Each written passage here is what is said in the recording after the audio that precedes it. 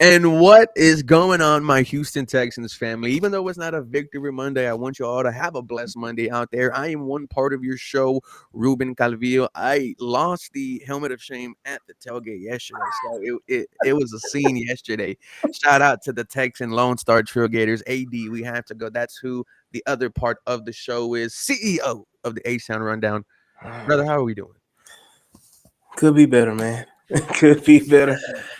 But It we could here. be better. Houston Texans fall to the Oh no, they fall to the Denver Broncos. Yeah. 18-15 is the final score. The first thing we want to do is wish the very speediest of recoveries to our franchise quarterback, CJ Stroud. Mm. Got hit early in the game, had to come out with a concussion. It wasn't just him, though. Titus Howard also suffered a concussion. So we want to wish him the speediest of recoveries. Anyone else I'm missing out? Yeah. Christian Harris went out with I think it was a hamstring injury. Oh, And I didn't even see him touch the field. So Christian Harris. It's been a rough couple of years, man. But nonetheless, Houston Texans, they're 3-5 on the year. They've been staring at, this 500 for, what seems like a year. AD, this season feels like it's been going on forever. And I know that it's nowhere near done. Like, we're halfway of the season, and it already feels like I've aged. But Houston Texans, they lose yesterday. look, man, all you can do is laugh, man. At Yeah. this point, it's a comedy of misfortune Mm. for the Houston Texans, man. They have just been up and down, Jekyll and Hyde. They do enough to keep you on your toes, all to just, piss down their leg at the end.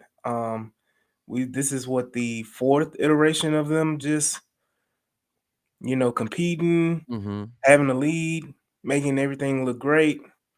And it come down to the end of the game, you make major mistakes and you just, you know, let the game slip away. Yeah, let the game slip away. And the Houston Texans, they're going to be in games all year. We both said this AD 2 weeks ago. Every game's going to go like this. The defense is going to keep you in the game. You're going to once again win the turnover battle and still find a way to Mhm. lose. Mills Mafia, stand up. Where are you at? Believe it or not, there were still some people who were saying, I want to see Davis Mills in that quarterback. Well, we saw what it was. Now, was it worse than CJ Stroud? I really don't know AD. And here's why I say that. The offense looked the same. It looked the same. You cannot run the football. Your offensive line had no push. Multiple times you were at the goal line, one with CJ, one with Davis Mills, 1 yard line, 2 yard line. Couldn't get it in. Now, what I'm trying to say is, it looked the same, and there's bigger problems than just the 11 players on offense. I think it goes beyond there. But Davis Mills goes in, doesn't look any different. 3 of 17 on third down. Oh my gosh, that's absolutely Yeah. abysmal. Absolutely abysmal. There's no flow of the game. Our offensive coordinator Nick Caley, I'm sick of it. I I really am sick of just hoping and wishing that they can just, fall into the end zone. That's all you need to do at the 1 yard line, at the 2 yard line, is fall in the end zone. And you can't even do that. The Mm. Houston Texans are going to go into next season with a new offensive coordinator, and you messed this up. You got this wrong. Your offense is actually worse than what it was last year with Bobby Slowick. And that's even with the Bobby Slowick offense that couldn't score in quarters 3 and 4. You can score in quarters 1, 2, 3, and 4 under Nick Caley, which is why I said, AD, it looked the same out there. You're settling for field goals. You're not getting touchdowns. Offense is a problem, man. I hope we go into this offseason and everyone in that offensive room should be on the unemployment line as soon as Monday hits. I'm going to say this. Davis Mills was worse than CJ Stroud.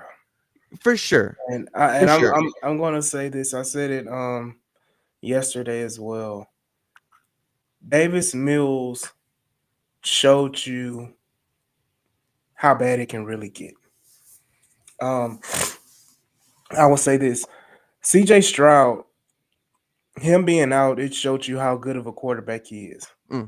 Talk to me. Because as bad as this offense is, CJ Stroud gave you hope Hmm. to move the ball down the field, you know, against arguably one of the best defenses next to ours, and one of the best defenses in the NFL. We said it all game long. If CJ Stroud plays quarters 2 through 4, Texans win this game easily. Mm. So with that being said, that's the drastic difference because when Davis Mills got in the game, I didn't have any hope that we were even going to move the ball. It was 3 and out, 3 and out, 3 and out, punt, punt, punt, punt. I think we've got maybe one first down with Davis Mills. It wasn't good. So at the very least, CJ Stroud was able to matriculate the ball down the field to Christian Kirk, Nico Collins, whoever it may be. But it was just easy throws Davis Mills was missing. But to your point, Nick Caley got to go, man. Well, I mean, it was already known. But at this point, do we want to preserve our hope? Because if we preserve our hope, that means that they're going to run the band back and bring everybody back. You hope not. You And really do hope not, because if that's the case, then we're gonna have zero hope heading into next year for the offense. And I don't even think, as optimistic as I am about this team, I could convince myself in the offseason that based on what I've seen so far, they can somehow turn it around, because they are worse than what they were last year, AD. oh yeah, So what are we going to say? Let's go from the worst offense to the top 20th and see where that gets us. Like, that's not the type of conversations that I want to have next offseason. The type of conversation that I want to have is that you got yourself an offensive coordinator who has been here before in Houston, and nice Mike McDaniels. That's who I want. I've been clamming for it for the last 2 years. He is not a head coach, but you know what he can do? He can call some good plays, and he's creative, which is what I don't see yeah. from Nick Caley whatsoever. Um, Uh, it's just a simple mistakes, and I know that people are going to say, "Well, it's not Nick Caley. It's the players not executing." Well, then that's a proponent of that. That's a problem with Nick Caley at the end of the day. That mhm, that you can't coach them up to execute when you need them to execute. mhm, So that's a bigger problem that's more of a problem on Nick Caley than it is the players, because you're not coaching them up to do the things that they need to do so that they can mm, execute whatever you're trying to do. And again, there's people out here saying, well, it wasn't Davis Mills' fault that we lost the game. I point mhm. to a crucial play, The one to Christian Kirk. the third down play to Christian Kirk, wide open across the middle of the field, and you miss him high. Mm, If you honestly, and I got to go back and watch the all 22, but if you hit Christian Kirk, there's a chance. First of all, you're going to already automatically be in field goal range. But mhm. there was a chance that you could possibly score a touchdown. You Yep. score a touchdown in that type of game and a tie game at that moment, Denver wasn't scoring a touchdown. Mm, You win that, you go and you kick a hell if you kick a field goal and you're playing with the lead, that changes the whole dynamic of the game. absolutely. Now you're putting the pressure on Bo Nix to go back and throw the football again and throw and throw and throw. So the Houston Texans have to figure something out offensively. Um, and there's a chance CJ Stroud may not play next game. And if CJ Stroud doesn't play the next game, wrap it up. Yeah, Wrap yeah. it up. Because at that point you're just playing for pride, and pride gets you nowhere but a lower draft pick. Absolutely agree. If Davis Mills does go out there against the Jacksonville Jaguars, I don't think anyone can really say, yeah, the Houston Texans, they're going to win this football game. Number 7 is really important to this team. Mhm. And just the fact that he was out, and, even before he was moving the football, he was getting the ball out quick. And then, I would agree with you. All hope was really lost when when Davis Mills came in the football game. One thing that I also find very annoying about this Houston Texan offense, the way it operates, once Christian Kirk is here, the production from Woody Marks, Jaden Higgins, Jalen Noel, it significantly drops. And this is why I say you need someone new at play caller, because all 3 of these rookies have been impactful in your victories. every single one. And what I hate is that every time we go against a good defense, a good team, it feels like we fall back to our old habits, trusting the veterans, and you know, it backfired. Last week we were talking about Jalen Noel being, like the biggest playmaker of the day. He doesn't Mhm. even get a target, AD. I don't know what's going on. I don't even think it's a Christian Kirk thing. I think it's a Nico Collins thing. What do you mean by that? What I mean is that Nico Collins, honestly, the only time we've seen all the rookies perform at a high level was against the San Francisco 49ers Hmm. in a game where there was no Nico Collins, there was no Christian Kirk. CJ Stroud and Nico Collins is a great talent but to beat on CJ a little bit, pause, is is the fact that when Nico Collins is in the game, CJ has a tendency to focus on Nico Mm, and force feed the ball to Nico or force targets to Nico. Whereas if you don't have the option of Christian Kirk and you don't have the option of Nico Collins, then you have to force the ball all around the field to a Jaden Higgins, to a Jalen Noel, to Woody Marsh. Like all those guys have to get touches at that point because you're forced to get them the ball because you don't have a safety valve in Nico Collins mm, and you don't have Christian Kirk back there as well. But again, I think that's more Christian Kirk part is more of a Caley thing. Nico Collins is more of a CJ Houston Texan thing, period. mm. I'm also sick of seeing Lake and Tomlinson go out there and hey, do you remember when we were at training camp and I was laughing my ass off because Mhm. of number 75? And I was like, dude, do Who you is remember? I was like, who the hell is that? He does not look like a football player. I was like, he looked like the shit emoji. And you're like, that's Lake and Tomlinson. I was like, oh, I was like, we should have known then what it that was, yeah. that he was going to be. That just came to my mind because I was like, who was I making fun of in training camp? I was Lakin. But, Mhm. this loss, like I mentioned before the game, after this win, you could talk about you being back. You can talk about playoffs. You can talk about the trade deadline.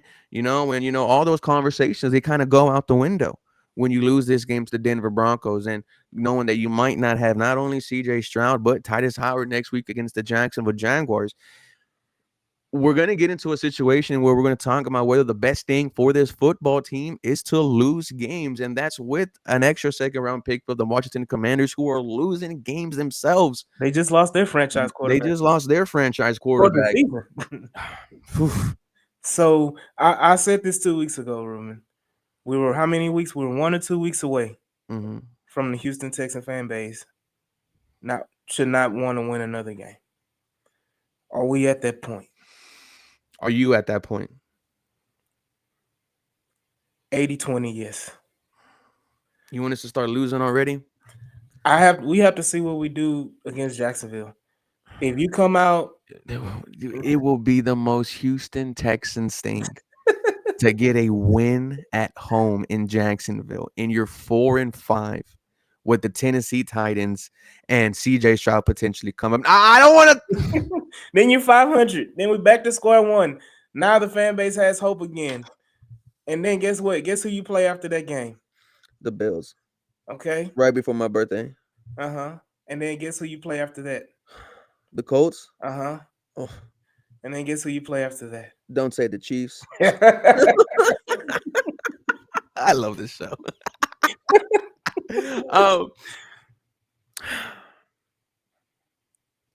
Shout out to Wheelhouse Media for giving us this platform to talk shout about out to Wheelhouse Reed. I'm having a great the time. Attack on Texans podcast. You can't get this anywhere but right We're real fans. here. Mhm. Real fans, and man, I was at that tailgate, like just almost getting blacked out, having a great time. I forgot what it was like, AD, to watch a football game.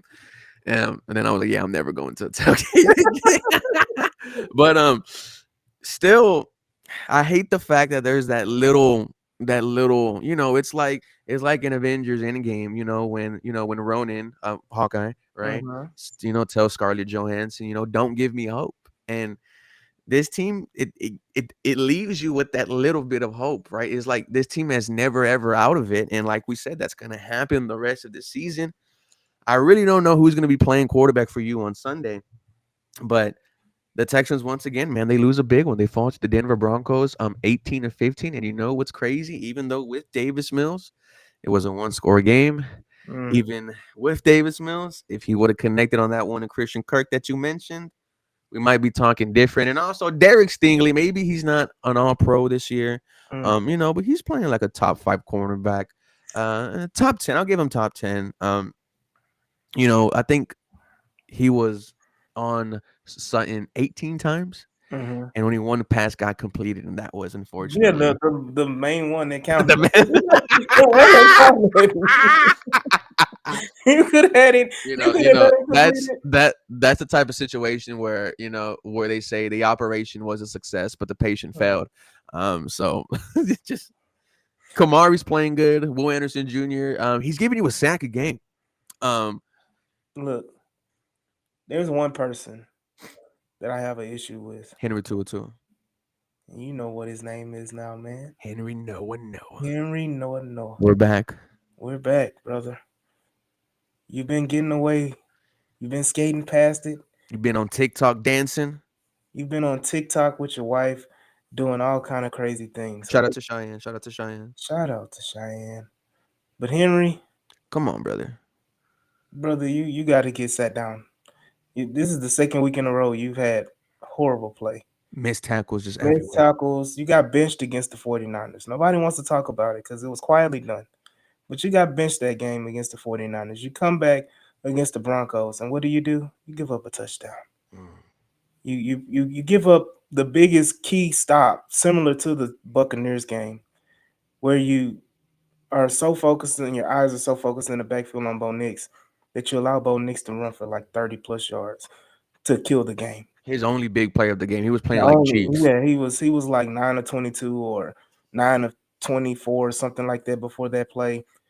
And you allow him to get 30 yards down the field to basically ice the game. Henry Noah, brother, you're on trial.